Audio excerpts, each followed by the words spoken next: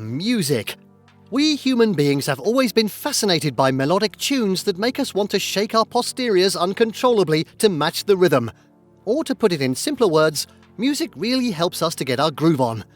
Well, when we think about music, often we think about singers and instruments. But nowadays, we should be more considerate of how we consume that music. Seldom is there development in the musical instruments sector these days.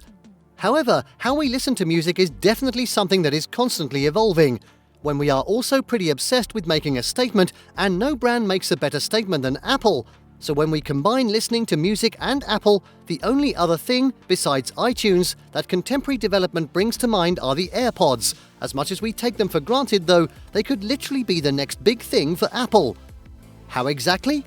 Let's find out. Wireless earphones are no new gig. If you think about it, they have been around for quite some time now.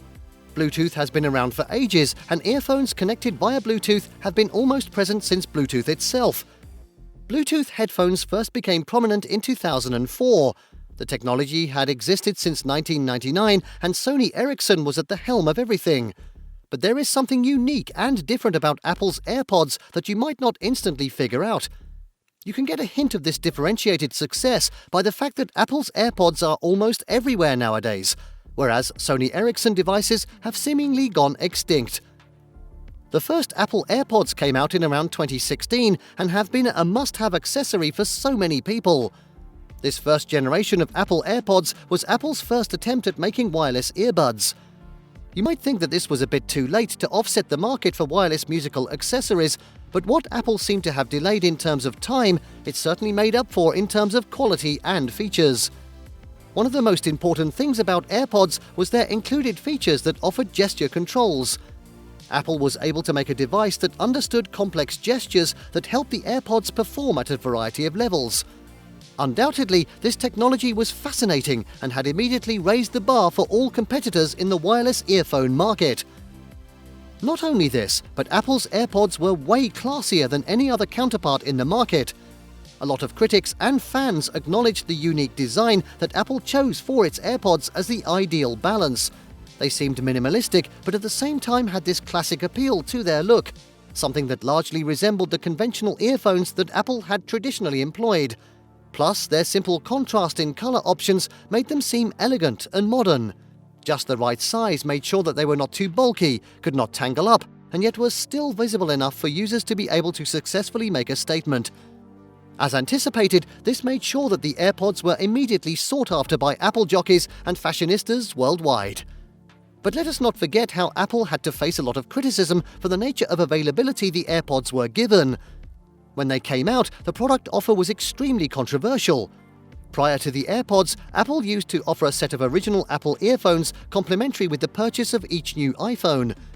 In fact, many expected the AirPods to be an add-on product that would slightly contribute to increasing the new iPhone's overall price, but would still be given along with. That was not the case. Apple decided to market and sell the AirPods as a separate product line altogether. In fact, we are pretty sure you would remember all the memes that came out back in 2016 about how Apple would eventually start minimizing the products offered for each purchase. Some critics even went as far as to joke about how future iPhones would be sold as simple blueprints, with customers having to buy each component separately and assemble the phones themselves. Well, despite this harsh backlash, Apple had a plan in place for the AirPods, and it seems to be working. Adamant, despite criticism, the idea was to sell the AirPods as a separate product line altogether, and the price for the iPhone did go up based on new specifications.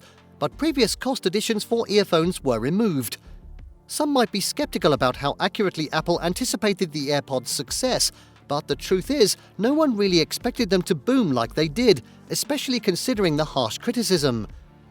By 2017, Apple had sold over 150 million AirPods. Considering how each piece was priced at roughly $150, Apple made over $2.5 billion in revenue. But this was not beginner's luck.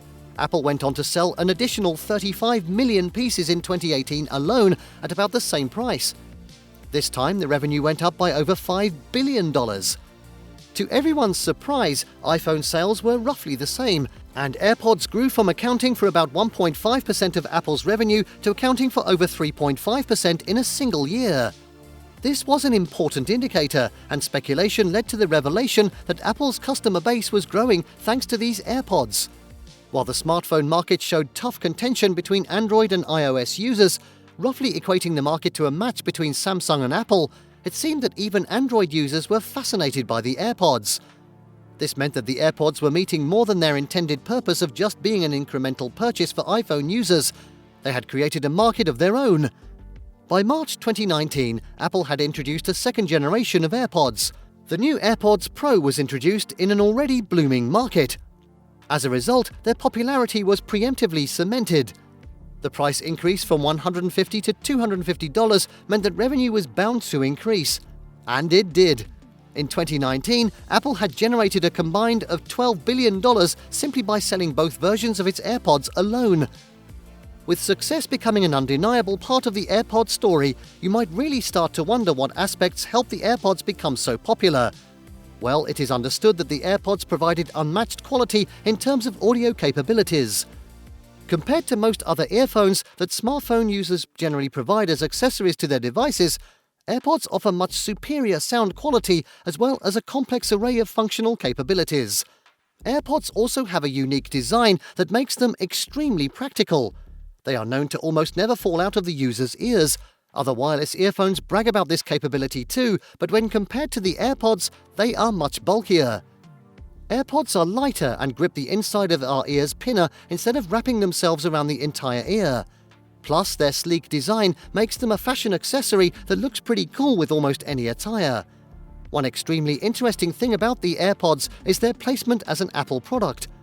Although they are expensive in their own right, they are still cheaper than most Apple products.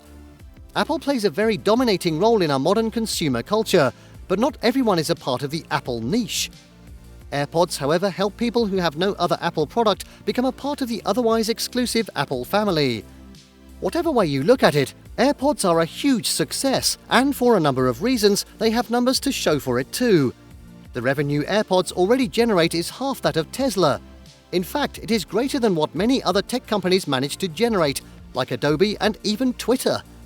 The third generation of AirPods is coming this year, and expectations are high. Experts suggest even further growth in terms of sales volumes for AirPods. Whether pure luck or carefully calculated, it is certain that AirPods are already Apple's next big thing. Well, that's about it. I hope you enjoyed it. Don't forget to like and share your opinion with us. Subscribe for more. Until next time.